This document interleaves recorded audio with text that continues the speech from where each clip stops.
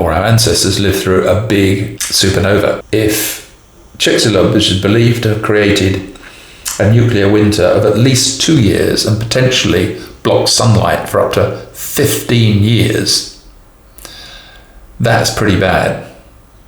And that happened only 1% of our lifetime ago.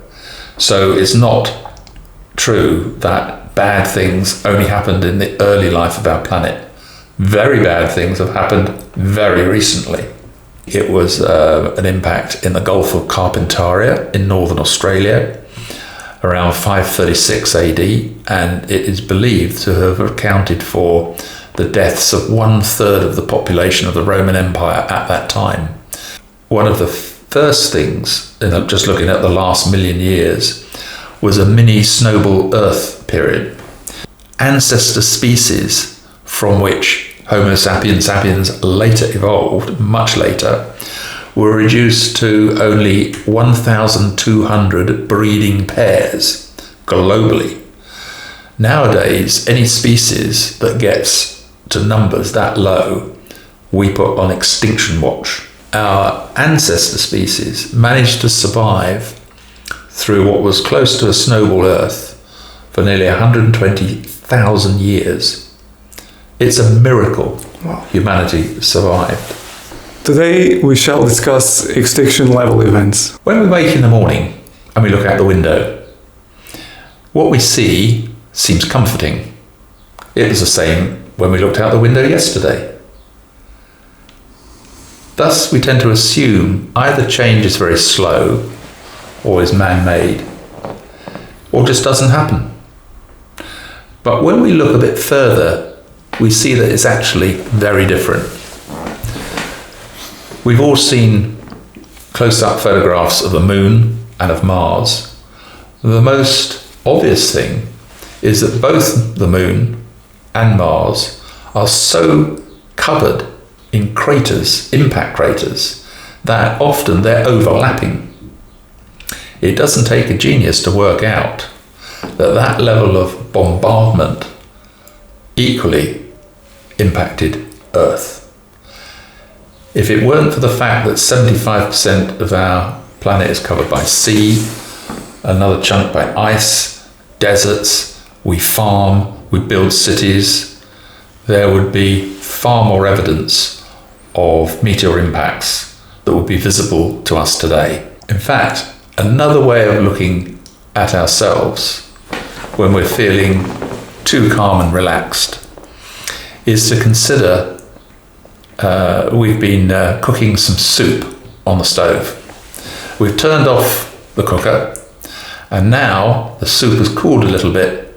Air has formed a little covering on the top, little skin on the top. Underneath, the soup is still boiling hot. Consider that's similar to our environment. We are living on that thin skin. Underneath is boiling soup. That makes us slightly less comfortable. You think I may be exaggerating? The temperature incline for our planet is something like 25 degrees centigrade for every kilometre. If you go down 10 kilometres below the ground level, the ambient temperature is around 250 degrees centigrade, and it keeps rising. That's less comfortable, yeah? Conventionally, science comforts us by saying that, well, when we look at the Mars and the pictures of Mars and the moon, that all happened a long, long time ago. Today, our solar system is much calmer, much more peaceful. All of these rogue objects have crashed into something, or they've been captured as a moon, so we don't need to worry anymore. Let me just put this into context. Our planet is 4.5 billion years old. To be exact, we now think the closest number is 4,543 million years old. Now, in an earlier episode, I mentioned the idea of us having the timeline for our planet being a 100-year life. And we looked at what happened after 1 year, on our first birthday almost, Earth received a huge impact which led to the creation of our moon. That's now the conventional wisdom. Most people know about Chicxulub. This is the meteor that impacted the Yucatan Peninsula 66 million years ago, which wiped out the dinosaurs. We left a few birds, but more or less wiped out the dinosaurs and much else besides. Now that, roughly, is like it happened on our 99th birthday.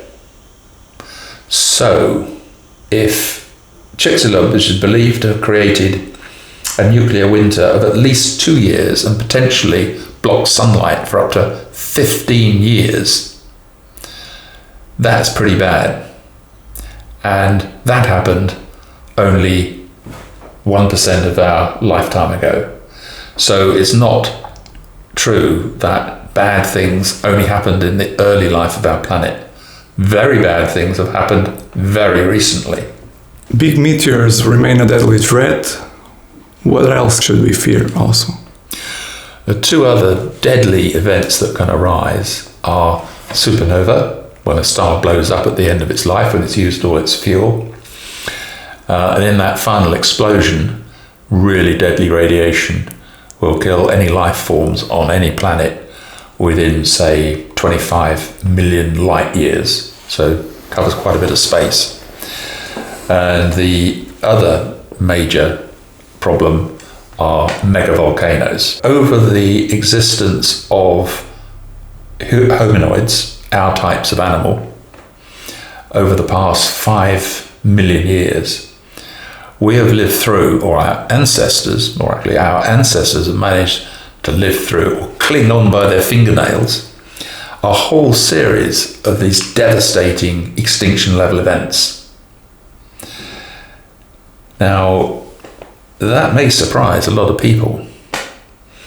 To give a few examples, supernova, based on analysis of isotopes of iron-60 extracted from seabed deposits, we've identified at least 14 supernova that have occurred within 25 light years of Earth over the past 8 million years. The biggest one occurred 2.58 million years ago.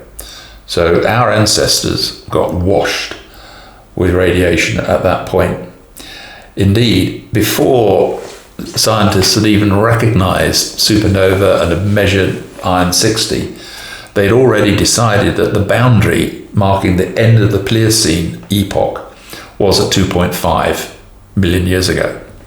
It was slightly revised to 2.58 when this other information became available by the international standard setting bodies that mark the epochs. So, our ancestors lived through a big supernova. Megavolcanoes, the really big ones, are not that frequent. The biggest, I think we touched on in an earlier episode, Toba.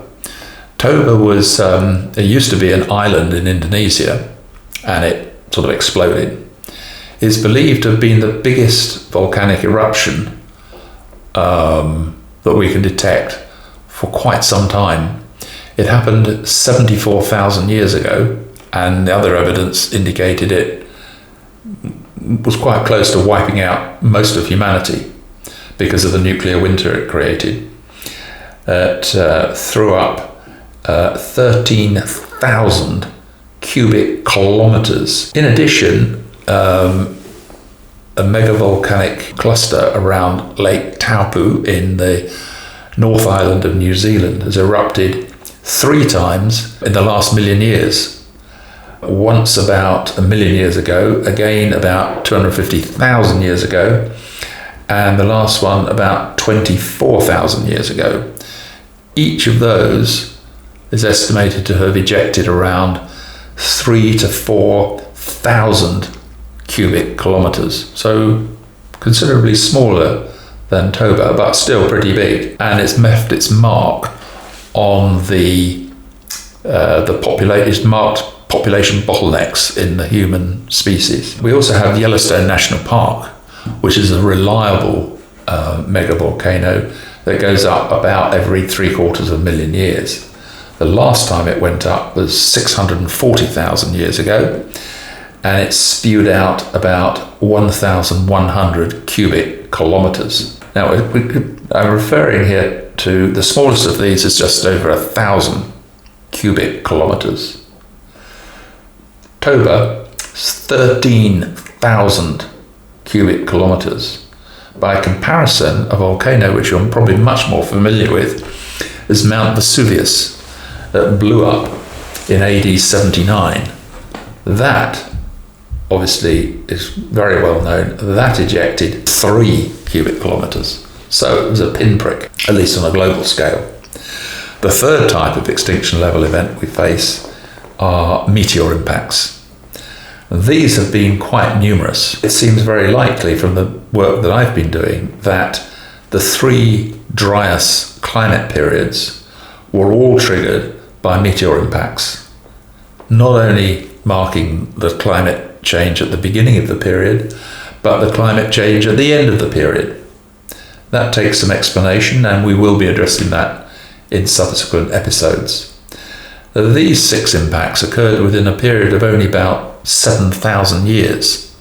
So for humanity, it became a semi-regular event. Oral traditions would have remembered this, and we do have many oral traditions from all around the world that describe an inbound meteor. Naturally, these tribal stories refer to an angry god throwing fire down upon the earth, covering the earth in fire and floods and stuff. But it's quite clear that we suffered a lot. Indeed, the most recent meteor impact is not completely confirmed, but the evidence of it was an impact in the Gulf of Carpentaria in northern Australia around 536 AD, and it is believed to have accounted for the deaths of 1/3 of the population of the Roman Empire at that time. It's known in the Roman records as a period of 2 summers where they never saw the sun, and that led to the classic problem of low vegetation growing, starvation, food riots, mass death. So humanity has had a lot to contend with. In fact, one of the first things, just looking at the last million years, was a mini snowball Earth period. This is from about 930,000 BC to about 815,000 BC. So about 120,000 years.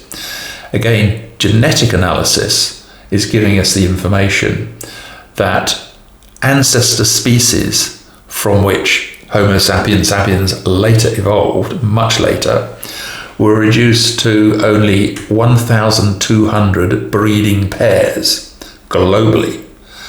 Nowadays, any species that gets to numbers that low, we put on extinction watch. So, our ancestor species managed to survive through what was close to a snowball Earth for nearly 120,000 years. It's a miracle humanity survived. What did that impact cause? If we take one impact as an example, the one which over the past 20 years has become, I think, pretty well established as scientific fact, because the amount of evidence supporting it is just massive. This still doesn't have a name. I call it, in my books, I call it the Hiawatha impact, because the site is under the Hiawatha Glacier in northwest Greenland. The impact date has been refined to around 10,765 BC, plus or minus 50 years at the most. That's the degree of certainty we have. The actual impact itself is about 31 kilometers wide, 300 meters deep. The material of that meteor is almost pure iron. It was about 1.5 kilometers wide, and it came in at about 18 kilometers per second. So the impact temperature created was around 3,000 centigrade. Now, iron liquefies at 1,400 centigrade. So we have this enormous lump of iron is suddenly heated up beyond, well higher than melting point. So a lot of it goes back into the atmosphere and it comes down as molten iron rain. Wow. And at this time, roughly, Canada was one enormous ice sheet, the Laurentian ice sheet. The US, continental US, was covered in trees. With that inbound metallic rain at 1,500 or 2,000 degrees centigrade, the entire North American forest was incinerated, as well as all the megafauna, all the larger animals, all the humans. The North American Clovis culture was wiped out overnight. All of the larger animals that were previously known to roam in the US, because we have the bones and skeletons and stuff, all wiped out. After that date, none are found. And indeed, anywhere in the US that you start digging, you will come across about 1 centimetre of pure carbon. It's called the black mat. People were very puzzled. Everywhere they dug, there was this 1 centimetre level of pure carbon. It also contains lots of telltale material, like the nanodiamonds and other carbon sphericals, which are easily datable and which are only created from a meteor impact, because you need that level of force and temperature to create them. So we know from tests all over North America, when this event occurred, something incinerated the whole of the US. And the only explanation is a meteor impact. Now we've found the site. It also affected Western Europe to an extent, and from the dating we know when Assad, the first Assad in Syria, built a huge dam, some excavations were done of an archaeological area that's now buried by the reservoir, and some of these same isotopes were found. So we know the ejector spread not only over North America and Western Europe, but as far as modern Syria. So that was a huge devastation for mankind. It had a huge impact on the climate. The immediate impact of melting, vaporizing, melting, probably at least half of the entire North American ice sheet, pushed up average global sea levels by 20 or 30 meters within months. So the poor folk living close to estuaries or on the coast around the world would find the tide would go out and it would come in, but it wouldn't go out again, it would keep coming in for generations. Hence all of the tales about God flooding the Great Flood and inundating everything, because all of their homes would have been completely underwater. And I think that early civilizations of mankind and the kind of effect it had, we now know that there are probably 8 events in the last 8,000 years, which, if they happened today, would wipe out our civilization completely. Wow. Because they would create years of nuclear winter. No vegetation, mass starvation, etc. And as knowledge of that spread, we probably do our bit of burn our cities down and kill each other. Right. The record doesn't quite show a benign God providing a Garden of Eden in which his specially formed species can safely evolve. Quite the contrary. There are so many occasions where we, or our forebear ancestor species, were all but wiped out. Indeed, it reminds me of an idea in Judaism that God will punish the multitude, but will always preserve a remnant. That's all very well, but it's not very comforting. Thank you.